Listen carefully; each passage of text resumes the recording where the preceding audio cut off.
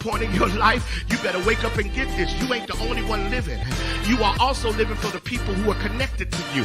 And if you don't take seriously the weight of the people who are coming, you will live carelessly and self-centered, and you will mismanage the doors that God gives you. Preach, man of God.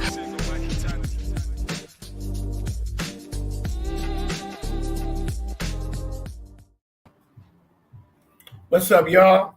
What's happening? What's happening? What's happening? What's happening? What's happening? Welcome to E3. I'm in South Beach. Yeah, I've got to preach here tomorrow night, and so I'm in South Beach. I'm gonna get me something to eat tonight. I'm gonna sit outside and just listen to the water with the pool.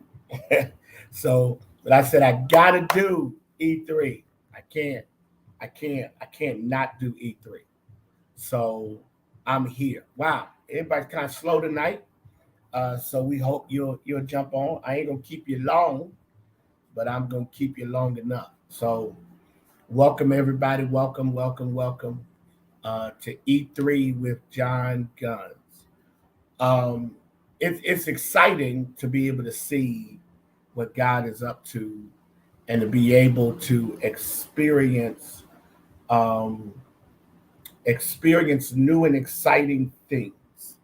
It's awesome to be able to experience new and exciting things, to actually go after life at a different level, to try some new things, to put yourself out there, and to just kind of be in a different headspace. So I really wanna invite you to join me. I am serious about what E3 represents, and numbers kind of slow tonight. Wow. Okay. No worries. I've learned to go with who comes. Right? I learned to go with who comes. So a part of what I want to do tonight is I want to talk about the motivation to be better. I want to talk about the motivation to be better. In fact, put that in the thread. The motivation to be better. That's what I want to talk about tonight. The motivation to be better. And I want to suggest a couple of things about being better. About being better starts in your inner life. Make sure you note that. Being better begins with your inner life, your inner space. Is that you can't be better until your inner life is cleaner. And what I mean by that is not so much that you're the perfect person and you make no mistakes and you do nothing wrong. No, that's not what I mean. What I mean by the motivation to be better beginning with your inner life really is about you doing three things well. One, always staying open to personal development. Always staying open to personal development. Two, engaging in the kind of evaluation that allows you to see where you need to work, right? Engaging in the kind of evaluation of yourself that allows you to see where you need to be working or working on. But the third thing is the courage to change conduct that works against you. The courage to change conduct that works against you.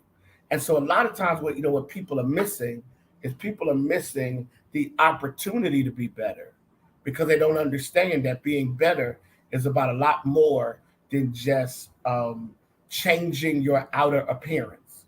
Being better is really about an intense inner work, an intense working in about the it's an intense inner work. So when I'm better, I'm working on me, right? And motivation to be better begins with the desire to work on yourself. Now, I'm not going to hold you very long. I may be 10 minutes tonight. But a part of what I want to challenge you to do is to be willing to work on yourself, which means that you have to be going through two words. You can throw them in the chat. The first word is that you have to be going through transformation. Transformation is change. You have to go through transformation. You have to go through the process of being better.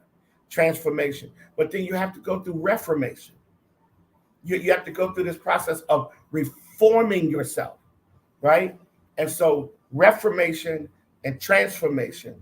And when you marry them together, what you see is someone who is serious about being better. This idea then of being motivated to be better means that you take seriously, don't miss this, wow, you take seriously the goals of improvement, right? The goal of improvement. You take seriously the goal of improvement. So let me suggest a couple of things that's important. The first thing is that neutrality or being neutral is not your friend when you're trying to be better. You can't be neutral and be better. You can't be neutral. What's up, everybody? Jeff Dennis. I was just with Jeff Dennis yesterday in Akron. Love him, right? You can't be neutral and be better. You have to side one way or the other. You have to make that really tough decision and side one way or the other. You can't be neutral, right? You can't be neutral. You know, the Bible talks about that as being lukewarm, right? You can't be neutral. At some point, you got to make a decision that you're going to side with some process or you're going to trust some path, right? You're going to side with some process and you're going to trust some path. And because you're going to side with the process and you're going to trust the path, then what ends up happening is you end up walking out purpose.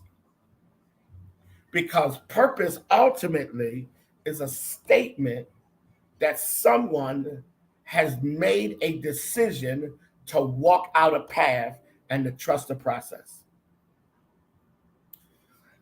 26 years ago, I became the pastor of St. Paul. And for the last 26 years, I've been walking out this path of 26 years. And I got to a point, you know, and there were times when I said, oh, I need to get out of here. I need to go do something else. And then one day I woke up to something very amazing. There's no place better for me to be. So now I need to trust the path, the assignment as the senior pastor of St. Paul. And I need to embrace the fact that the purpose and the process that's tied to leading this church cannot be negotiated. So I could no longer be neutral. I could no longer protect my own feelings. I had to throw myself into it. I had to open myself up, and then I had to go after it. And what I discovered was at the moment that I decided to go after it was the moment that it opened up for me. Some of you are trying to be neutral. You're not making any big decisions. You're not trusting anything. You're just there. You're not saying, I'm all in over here. And if it works, it works. And if it doesn't, but I'm all in over here. No, you're trying to juggle. And what I've discovered is you can't juggle and be successful. You can't juggle and be successful. So you're going to have to throw yourself into something. You're going to have to commit yourself to something. And you're going to have to trust something. And when you trust the path and when you commit to that process, then what ends up happening is that you find yourself inspired to keep pressing forward. Come on, guys. You find yourself inspired to keep moving. Because ultimately, no one is successful that is not motivated to be better. To be better is to make a conscious decision. You're going to do a couple of things. So let me say a couple of things in closing today. And then I'm going to go eat. Here's the first thing. You must be dissatisfied with anything that is below standard. You must be dissatisfied with anything that is below standard. You gotta be dissatisfied with anything that you discover is beneath what you want to be. You gotta be dissatisfied with it. You gotta say to yourself, this does not fit who I am. Gotta be dissatisfied. That's paramount. Gotta be dissatisfied. You cannot be satisfied with anything that's below standard. And this dissatisfaction will bring you into tension, right? Because sometimes the dissatisfaction is because the people around you are below the standard that you want, right? So sometimes the people around you, sometimes the places you're working, or the people you're working with, or whatever is below the standard that is within you, and you got to have the courage to be uncomfortable, dissatisfied with the standard that's beneath you.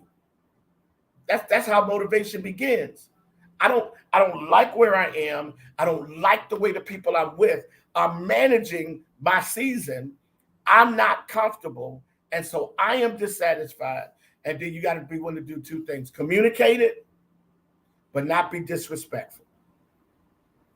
You got to communicate it, but you can't be disrespectful, because to become disrespectful means that you now further discipline, you now further complicate your journey to be better. You got to confront it. But what you can't do is, in confronting it, be negative. Here's the second thing, that I'm done. And this to me is big. And I've said this through so many E3s, but I'll say it differently.